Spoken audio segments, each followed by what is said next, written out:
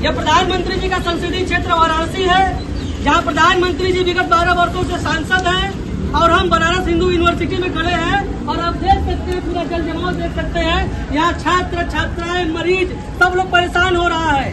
प्रधानमंत्री जी यहाँ के सांसद हैं, नगर निगम पर उनका कब्जा है, अधिकतर विधायक उनके हैं, मेयर उनका है, लेकिन आप यहाँ की स्थिति देख सकते हैं कि पूरा जल जमाव, घुटने भर से ऊपर पानी है। आखिर मरीज परेशान होगा कि नहीं, छात्र छात्राएं परेशान होगा कि नहीं। आज उसी चीज को आईना दिखाने के लिए काशी का युवा आपके सामने है और ये पोस्टर दिखा रहा है कि देखिए प्रधानमंत्री जी का फोटो है, यही प्रधानमंत्री जी का फोटो है। देखिए